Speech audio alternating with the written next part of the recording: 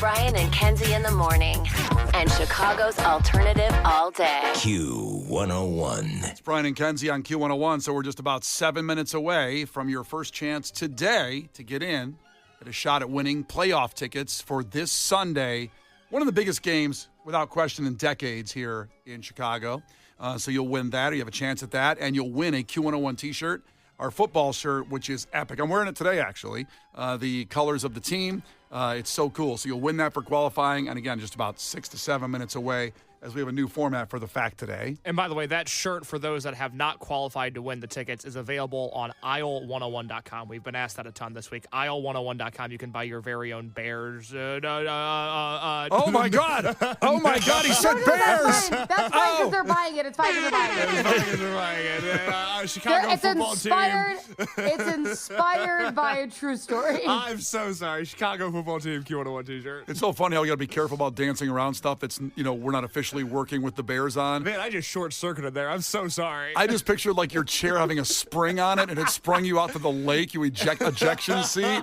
Hey, everybody text in your favorite moment with the case because it's going to be his last day. This is true. Yeah. Pour one out real quick? Yeah, sure. Pour it out. Brian, your favorite memory of me? When Josie was here filling in for you. And Kenzie, your favorite memory of me? Today when you get fired. Yeah. That was a good run. It was a good run, man. We're going to miss you. Yeah. I'm going to miss this job. I can't believe that's what took me out. Yeah. So the weight challenge just got lighter. Case is gone. One person's out of it. It's just me That and guy is Kenzie. kicking your ass. Yeah, no kidding. Now I'm winning. That's right.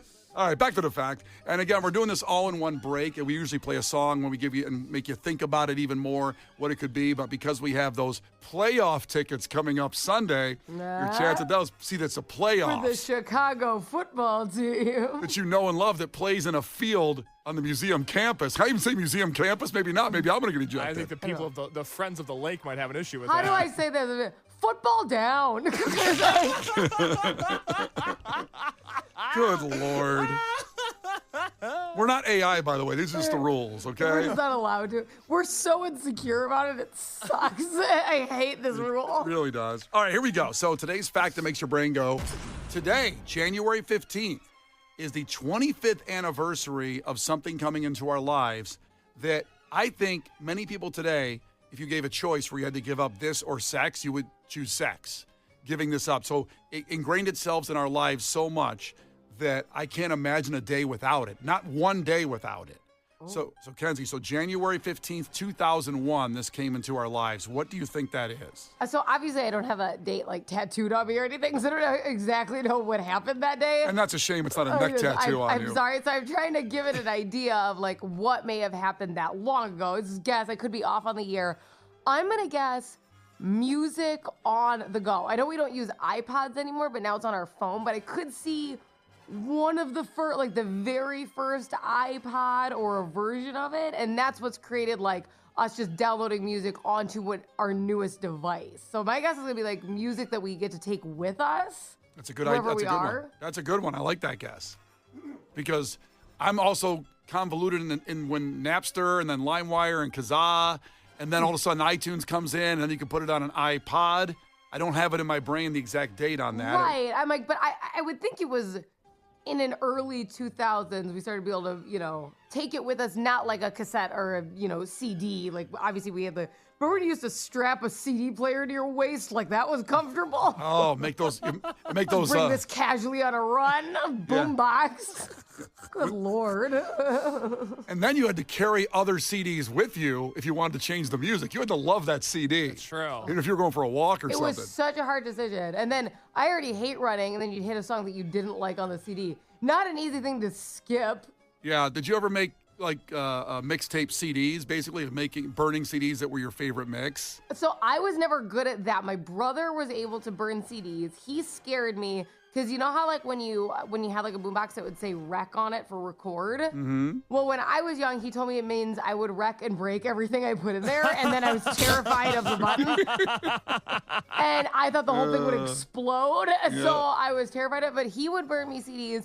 I was the illegal downloader in the family when iPod stuff started. So I was more the the LimeWire girl, and Yeah. he burned CDs. Kenzie was, your dad was very proud when she was the illegal downloader in the family, known as that. That's my He's daughter. still not proud. It's never worked out for me. And I would burn a CD just on that day. If I'm going to leave to go to the grocery store, go to Jewel, I was like, I'm going to make a CD just for the 10-minute drive over there. I burned CDs left and right, like 50 a day I would burn. Well, what's funny is, so before music was on phones and everyone had an iPad, when I would go to school, people would give me their iPads, and I would bring them home.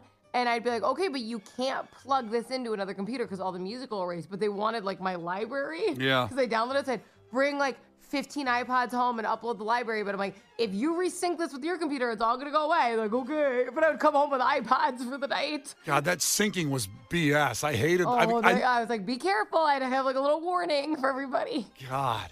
Case, this is an era that you didn't live in, probably. No, I mean, I've never burned a CD or made a physical mix. I love making a digital playlist for somebody. I got a little crush on somebody, they're getting a playlist. It's my favorite thing to do. How come I've never gotten a playlist? I've never gotten to play this. What's funny is that there are crew members, there are listeners that I don't have crushes on, but they've asked me like, hey, can you put together like 12 songs for me? And I love that. But ooh, if I'm spinning for you, you are getting a playlist from me. I love it. Listen to his voice get deeper. I know. Yeah. And it's like Put it's the back very on. it's very strategic because like the sequencing really matters to me. The way it's like you start off with a romantic song and then you dial it down a little bit Yeah. and then you ramp it back up and then the closing track always has to be like I've used the same closing track for a lot of different women in my life. Well, that sucks. I know, maybe to not a super effective degree, but like the closing track has to make a statement also. Is that Let the Bodies Hit the Floor Yeah, it's Let from the Bodies Hit Drowning the Floor. Pool, the Yeah, last yeah. song? Hey baby, this song makes me think of you. Let the bodies hit the...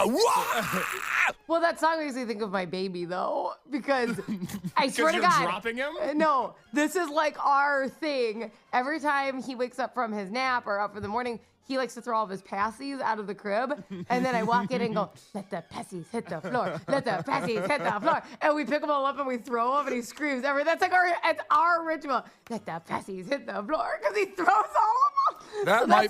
That's going to be our first dance song. That might be the most adorable thing I've ever heard. That's our jam. I'm going to make a mix of Let the Passies Hit the Floor soon, so Passies hit the floor. get ready for it. I know we're running on this, but just one more thought on making, the difference between making a mixtape or a mixed CD, if you will, over a playlist is when you send that to a person, if it was a CD or a tape, they didn't know what songs were coming. That's true. With a playlist on Spotify, I see what's coming up. You know what I mean? So it was even better. I have emphasized the importance of sequencing to some people. We're like, hey, I really need you to listen to this in order the first time you hear this. Yeah. Okay, so Case, here it is. January 15th, 2001, 25 years ago today. This entered our lives, and I think some people would give up sex over giving up this. It is that important. Was it the PlayStation? The PlayStation, I don't know. I mean, we'll get to it in a second. The PlayStation's a good guess. I'm trying to remember. Wasn't that the first one before that? Like, when did PS2 come out? I don't know. That's why I guess PlayStation. I guess that's a good guess. He was like, I was kind of thinking about 2001. Yeah, by the way, before we give the answer, Coca-Cola Mike checked in, Kenzie says he still has a Discman and a Walkman that he walks around with. Wow. The It's probably in Discman. amazing shape. It's like you're wearing a weighted vest. And the Discman, you could get that yellow one that was waterproof, like you were going to jump in a pool listening to a CD, like let the water hit the floor. Okay, so before we get to getting you qualified for a chance at the tickets for the playoff game, because we're right here at 6:30, we got to give you the answer to this. It is not Music on the Go, which was a great guess. It is not the PlayStation, which was a great guess. What entered our lives January 15th, 2001 was Wikipedia. The first post on Wikipedia was this day 25 years ago. The first post was, all it said was, this is the new Wikipedia. And imagine seeing that, not knowing what Wikipedia was. Like, Was it asking for money already? probably. I'm on it right now. That's crazy. You're on Wikipedia? I am. Look up the PlayStation history, or No, I was on an unrelated. I was on Kieran Shipka's Wikipedia page. I was trying to learn more about her. Okay, we're doing the show. I got a little distracted this morning thinking of Bring Kieran it back. Shipka. And then I'm looking at my search history and I was like, I was on the Jersey Shore Wikipedia last night. I was on a prime. this is for Clash with Kenzie today. I was on Yes. I was on a Jersey Shore question. I was on a Prime Minister's Wikipedia. I was on the 2000. I wouldn't call it a day if I were you, bitches. There's a lot of I use this website more than anything. Has anybody ever actually donated? And they're like, we need your help. I'm like, get out of here. There's kids with cancer. I'm not going to donate to Wikipedia. Yeah, but they must need help. I mean, they put it up there. I don't know. I thought that random people were the ones who wrote the articles. What do they need help with? Oh, the servers got the electricity. Like the domain? I guess. So I'm not doing that. That first year, by the way, there were just under 20,000 entries were added the first year. By 2008, there were 2 million, making it the largest encyclopedia ever assembled. And it's now in 300 languages. And it covers, the English version covers more than 7 million topics. Thank Well, God. students now may not know this since they're allowed to use like AI and ChatGPT to a degree, not obviously the whole thing.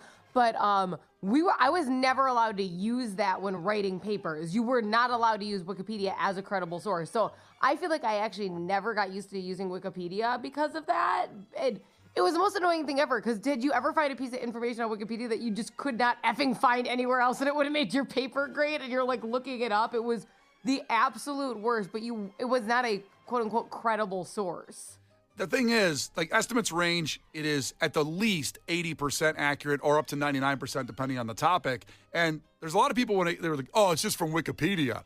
But now, compared to what we have now, it's pretty accurate. Oh, it's from Wikipedia, the thing where you have to cite your sources and add links to references on it. Oh, God, I would hate to use that, where I can just double source everything. It always pissed me off that you weren't allowed to use that in an article, and now you're allowed to use AI. Yeah, really? exactly. It's like when people say, oh, that's just from TMZ.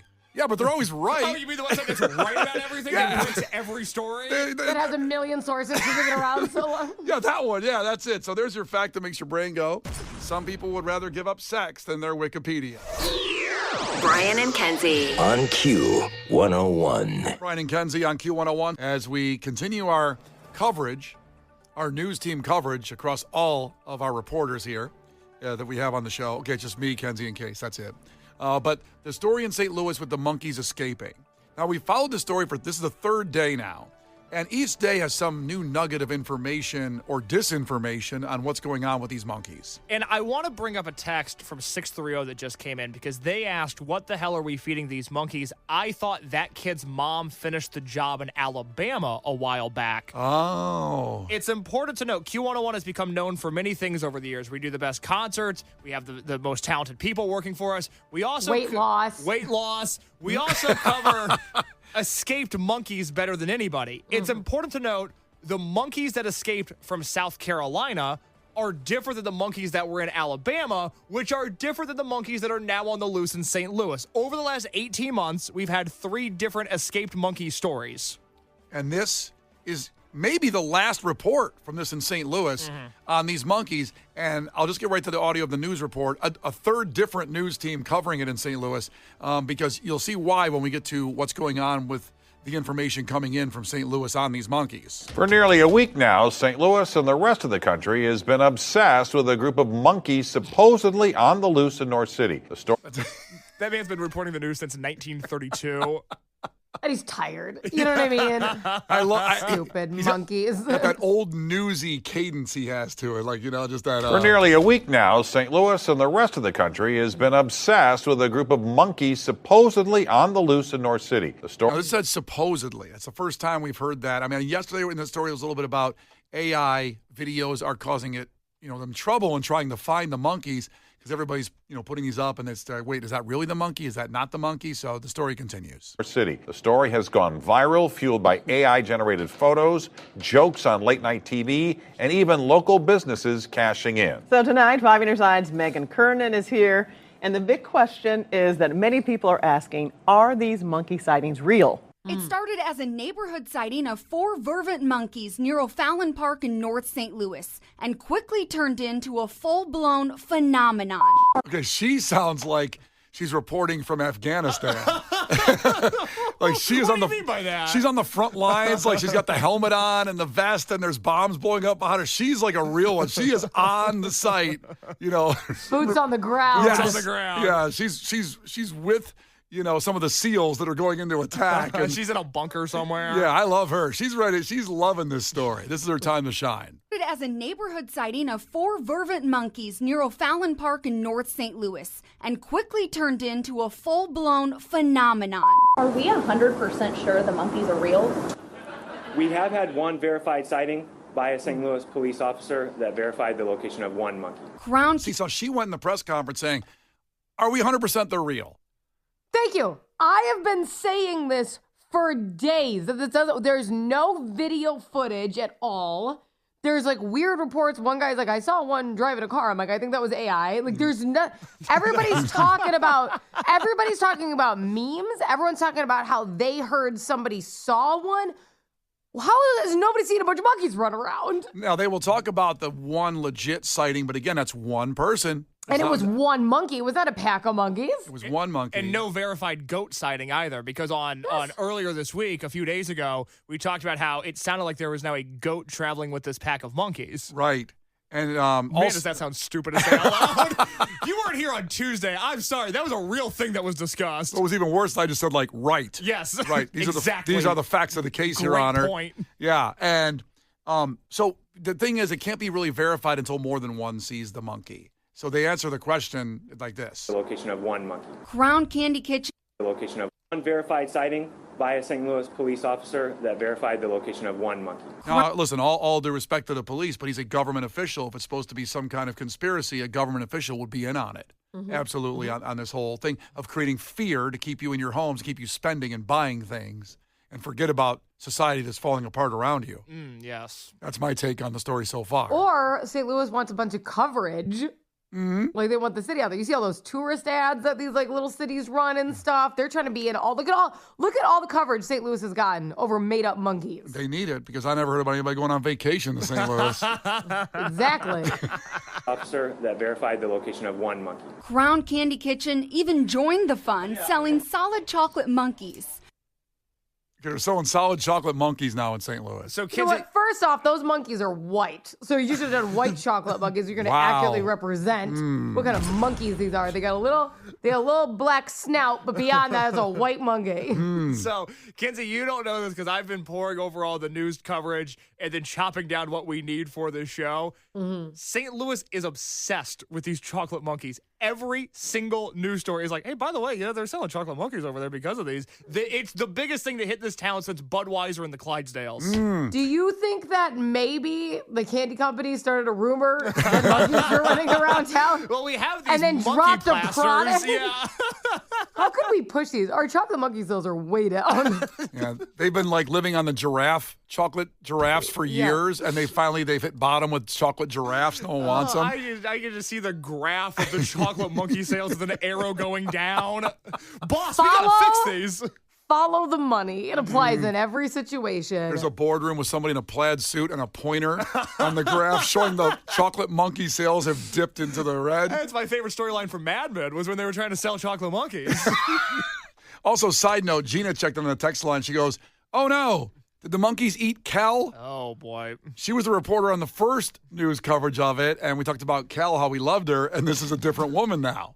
It's a different woman reporting. Because everyone's talking about it. So clearly the monkeys ate Kel. Naturally. It's too bad. The story continues. But behind the laughs, a serious question lingered. Are the monkey sightings real? The St. Louis Health Department says AI-generated photos flooding social media actually made it harder to track credible sightings and ultimately led them to call off the active search. We even Google reverse image searched all 4 original photos and nothing came back. That's when we took them to Abby Stilianu, an AI researcher and professor at St. Louis University. This person's been waiting to be being interviewed on this for a long time, and they finally got there. It took a few days to get the AI image researcher. Is that what the title was? Something like that. I mean, I would check her browsing history. Yeah, When she created it, she was like, it was a class project. So I would like to apologize. I want to hear her title again, too. Photos and nothing came back. That's when we took them to Abby Stilianu, an AI researcher and professor at St. Louis University. Do you think these photos are real or not? I don't know. All right, back to you. Uneffing believable. unbelievable. If you should be able to do one thing as the teacher of that class, it's decipher if that's an AI image or not. It would be like asking me, do you know how to turn on everybody's mics? I don't know. You're the AI professor at St. Louis University. I don't know. That's insane. That's actually insane. Play it one more time. The way she extends it, too, is just, she couldn't have said it in a funnier way. I didn't lie for crying. Lie about. What are you doing? Yeah, take a side. Take a side. Here we go. Social media actually made it harder to track credible sightings and ultimately led them to call off the active search. We even Google reverse image searched all 4 original photos and nothing came back. That's when we took them to Abby Stilianu, an AI researcher and professor at St. Louis University. Do you think these photos are real or not? I don't know. I would have gotten in a fist fight right there as the news reporter. That would have pissed me off. I drove all the way here and set up a camera. You already saw those photos, you piece of crap, ahead of time. You should have been like, sorry, I'm not available for this interview because I don't have any information for you. What a waste of air. I'd be so livid. I don't have the Google directions from the news center to that university, but she drove 40 minutes in traffic in St. Louis. I'm sure. She goes, do you want to be interviewed? Yeah, sure. Let's You talk have to about mic it. her up. Do you know how much work that is to get that hot breath of nothing? I'd be livid. It would be like when the Riot Fest lineup comes out this year. If Kenzie goes on the news, hey, Kenzie works at Q101, Riot Fest expert. Kenzie, your thoughts on the Riot Fest lineup this year? I don't know. Sir, at St. Louis University. Could be. You know who they need to call? You know who they need to get? They need to get Neve from Catfish to find out if these monkeys are real. Great point. That's who they need to get to the bottom of this. These tools are so good today at generating images that this could absolutely look real and still be fake. So they could have interviewed me and I could have told them that. What a useless thing to say. AI is getting so good, sometimes you can't tell. But you're a professional. Yeah, you're a professor. You're supposed to be teaching the future. You're teaching it. Why do you do? Yeah. Maybe you're just putting real images up there. Maybe you're not teaching AI at all. You have no idea. We need that as the drop, by the way. A researcher and professor this right at here. St. Louis University. Do you think these photos are real or not? I don't know. Recent cold. Well, I think it was probably real. This is another expert they talked to, Kenzie. This is the end of the story here. Images that this could absolutely look real and still be fake. So what about the monkeys themselves? We asked Dr. Doug Pernikoff, an exotic animal veterinarian, who says vervet monkeys are tropical animals and would... Wait a minute. A veterinarian, honorable position, and he did a sub part of that, being an exotic animal veterinarian. He's an exotic animal vet, which means In that he's... St. In Louis. St. Louis. That's what I was gonna say. Does anybody think that's weird? Obviously, he's psychotic. If you're an A St. Louis one? Yeah, live in Florida, maybe Phoenix where there's scorpions But or if you have something. like a pet ostrich, you're going to be counting your lucky stars that he's in St. Louis. He has to have like 3 clients. He's sitting there just throwing pencils into the jewelry. Is this phone Or on? the one guy owns a lizard to come in. Yeah, does the phone work? No one's calling. I don't know. So here's his opinion on the situation. An exotic animal veterinarian who says vervet monkeys are tropical animals and would struggle to survive our recent cold. Well, I think it was probably real from everything I've heard secondhand. But, He thought it was real from what he's heard secondhand. That's the most ridiculous statement ever. That's like almost like an oxymoron. It's probably from everything I've heard, which is all secondhand information. Oh, this is priceless. I don't want Based this on to all end. the rumors I've heard, it must be real. Yeah. Based on those AI pictures I saw, which are maybe they're not AI. I don't know, because AI can be kind of real. I was hoping he'd go, I don't know. What if he's married to the professor? That's the most useless couple of all time. Oh my God. Okay, here's what he said. The final thoughts here on the story as an exotic animal veterinarian, and he goes like, "Well, they could. I think that's real based on the secondhand info I saw." And would struggle to survive our recent cold. Well, I think it was probably real from everything I've heard secondhand. But, I think that they would have a really difficult time surviving in these evenings. If the animals haven't been seen recently since Friday, in my mind, there's a good chance whoever owns them has recovered some. He didn't want to say they're dead. That's what he wanted. He should have. You could tell he really loves animals. He's like shaking. He's like, I don't. Yeah. God, he's just imagining these monkeys cold and alone. He's heartbroken. It's like, I'm sure their owners tracked down the monkey, got him back. You think the monkey's going back home if it really is real? Listen, it's kind of like, when a kid throws a temper tantrum, they're like, I'm moving out. And they walk down the block and they're like, I can't go anywhere. Like, these monkeys are freezing. They're like, never mind. Let's go see Tom again. The Brian and Kenzie Show. On Q 101. The Brian and Kenzie Show. On Q 101. Brian and Kenzie on Q101. Now, we just had audio of the monkey update from the news story where we had the professor who was the AI professor asked if the monkey pictures if it's real, if I think the monkeys are even real escaped in St. Louis, or is it just AI pictures? This was the question and answer that she gave. Do you think these photos are real or not? I don't know. Now, what this did was Do you think these photos are real or not? I don't know. What this took us back to was the glorious time of, remember Tiffany Henyard when we covered that story extensively? Better than anybody else other than Ben Bradley. Other than Ben Bradley. Remember when Tiffany Henyard was asked a question that she needed a specific answer on, or Ben needed one? We all did. Do you think these photos are real or not? What is that? Do you think these photos are real or not? It works there very well. And also, if you remember the trustee, remember the trustee? I do. Sir, you're a trustee. So I got an answer, baby. Do you think these photos are real or not? Well, once again, I don't have a comment. I mean, he said what he said. 10 toes down on business. Do you think these photos are real or not? Well, once again, I don't have a comment. The Hall of Fame, the Mount Rushmore of answers with Brian and Kenzie on Q101.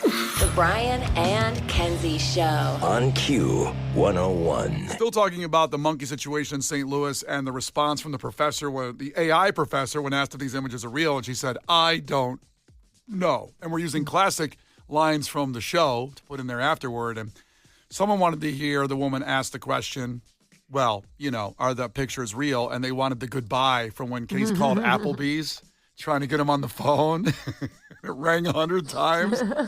And then it just said goodbye. Well, here you go. Do you think these photos are real or not? Goodbye. It still hurts. You know what? That would have taken less of that damn reporter's time. I wish you would have just done that. It's Brian and Kenzie on Q101. The Brian and Kenzie Show. On Q 101. Brian and Kenzie on Q101. Coming up here with a couple things in the next 10 minutes. First off, the next hour of Ticket Blitz Thursday, we'll give you a new keyword at 9 o'clock for Rainbow Kitten Surprise, sold out at the Salt Shed. And at the end of music entertainment news, we have Bridget Calls Me Baby tickets for their show that we announced. We'll give you all that information coming up in just a couple minutes.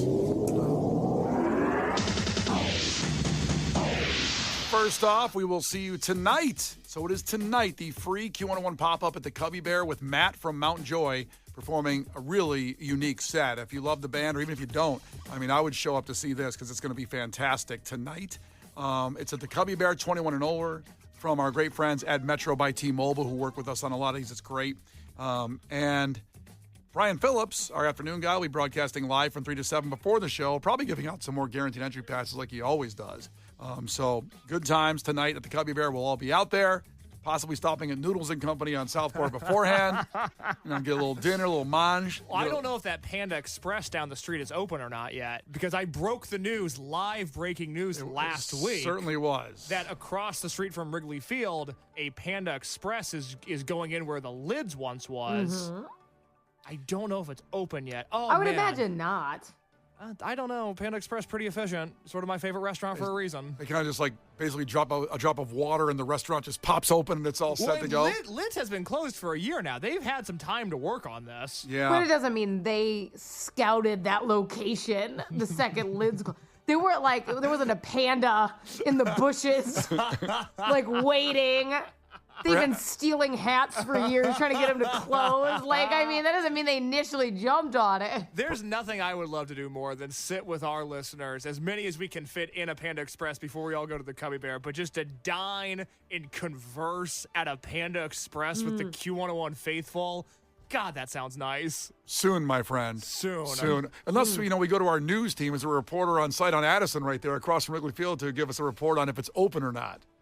I'm going to send Allison to the promo team down there and see if it's open. She's going to be so mad. We'll say, Allison, is it open yet? She'll go, I don't know.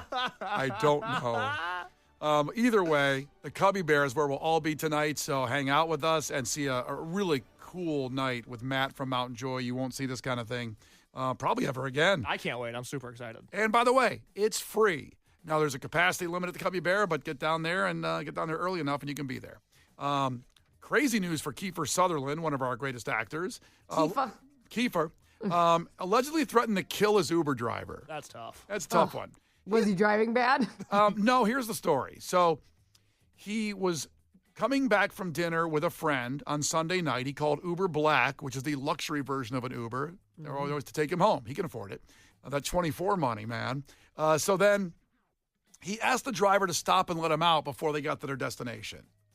And after the driver refused several times, Kiefer threatened to kill him. We've all been there. No.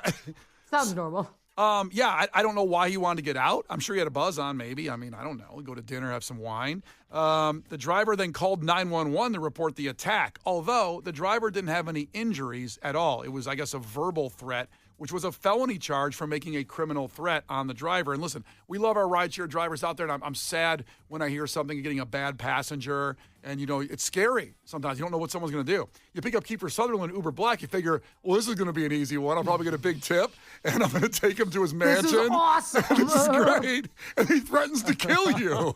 It's tough out there. I didn't know you could get a felony charge for being like, I'm going to kill you. Yeah, you better be careful, girl. You probably already Boy, got some can I have covered. a lot of charges. I'm surprised you're on the show today. Some hearings coming up? This is news to me. Yeah. I got threatened multiple times when I lived in Florida, and I can't even say the messages that I was receiving from a person on air because it's really disturbing. And I called the police, and they said, yeah, but they didn't do it yet. And I said, so I have to call you after? And they go, yeah. Or at least the person that's alive that knows you calls you after. I go, but they know where I'm going to be because it was like an appearance. I go, they're threatening to be at that appearance and do this really bad. And they were, just a heads up, wouldn't have been a fun night. And they were like, can't do anything till they do it. So this is like shocking news to me. Yeah. I mean, I guess it's different situations. I mean, I have gotten a restraining order, a full disclosure against someone. Mm-hmm. And... Wussy. No, I'm kidding. That's right. Yeah. Listen. Your dad's generation wouldn't know. Want to handle business. When I feel threatened, I call someone else to handle it. You go straight to the lawyers. That's right. And you know what, though? The person broke it, and then they didn't do anything. No one did anything still. I mean, these restraining orders, I think people from watching movies, that you think a restraining order is like this shield that comes up around you and you're safe all the time. And really, hold up your paper. Yeah.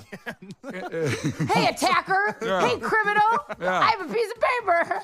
Well, so you had a restraining order. Yeah. Somebody broke the limit in which they were allowed to be in contact with you. Right. And then what Did happened? they do like, I'm not touching you? Or they just like near you, finger away from your face? Yeah, I mean, pretty much the police kind of laughed at the situation, to be honest. And it just ran out eventually, and I didn't get it again because I paid thousands of dollars of lawyer fees to get it. And I go, well, that was a waste. I'm not saying you shouldn't get a restraining order if you feel scared, because you should do it. Well, it's good to have the footprint if something does happen, right? Like if you just let it go and then you're like, no, it's been going on for a long time. Now it's just your word versus their word. That's right. You should absolutely do it to show what you did to stop whatever behavior was going on. Even though it sucks to pay thousands of dollars eventually to get one of those things because of lawyer fees and court fees and things like that. But you should do it because you lay it down. But does it work? I don't know. I don't know if it was how one that worked. I can't believe this. So he has a legit felony charge over this? They're saying that right now. It could be he was arrested on a felony charge for making a criminal threat to the Uber driver. Wow. But it could have been a misunderstanding when they go through it a little more. He's like, hey, I just wanted out. And he goes like, but I know when you say, if you don't let me out, I'm going to kill you. That's an issue.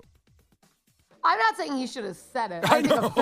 I just feel like a felony charge. You're just saying you've said it a lot, and now you're concerned. I mean, hasn't everybody been like when somebody says something like, I'm going to kill you? Like, don't you say that a lot? Nope. Case, do you say it a lot? I've never said it. My and I say that, he could have a few felony charges too. Let's turn this around on him. Just so you know, I'm not alone in this. You might want to bring it up to, your lawyer. I'm going to call the cops next time. Okay. Checkmate, bitch. In lighter news, before we get to Ticket Butts Thursday and give you that keyword, Matthew McConaughey has trademarked the famous phrase from Dazed and Confused that pretty much defines his life. All right. He secured 8 trademarks, including the catchphrase, all right. All right. To protect his voice and likeness from misuse. It's one of the most, regurgitated movie lines of all time, all right. And that's one of the things that he has trademarked. It's kind of funny because the trademark registration states that the mark consists of a man saying, all right, wherein the first syllable of the first 2 words is at a lower pitch than the second syllable. It has to be very specific to get a trademark. And the first syllable of the last word is at a higher pitch than the second syllable. And his lawyers trademarked this to protect him from the future of AI, which I love that he did this. And he seems like a great guy. And there you go. In case you didn't love Dazed and Confused when you saw it, you thought it was just a bunch of guys. They're like the 70s where like, what do people, nothing have to do A bunch of anything. kids smoking pot with no hobbies. Yeah. Like, get a job, do something. And also, it's a movie where Parker Posey's in a lot of the first 15 minutes and then almost none of the rest of the movie. Oh, that's your bitterness. That's where it comes from because you love her. Hey, if you're going to have Parker Posey, have her be in the whole thing. Have it be Parker Posey's movie. We got to watch White Lotus season 3. I know. A lot of Parker Posey. That is a selling point for me, let me tell you. And she's super messed up, so you're going to love her even more. That's Love like your it. thing. I love a messed up woman. Yeah, you're going to be really into her. She makes messed up want to be attainable. Like, I want to be that messed up the way she is in White Lotus. She's rich and messed up. And let me tell you something. You throw rich next to anything, and it's like, now it's classy. Dream woman. Well, there you go. How about Bridget Calls Me Baby? We like our hometown guys, and they are doing a show, and they have a new song, by the way, Slumber Party, that they dropped this week on Q101. Brian and Kenzie in the morning, and Chicago's alternative all day. Q101.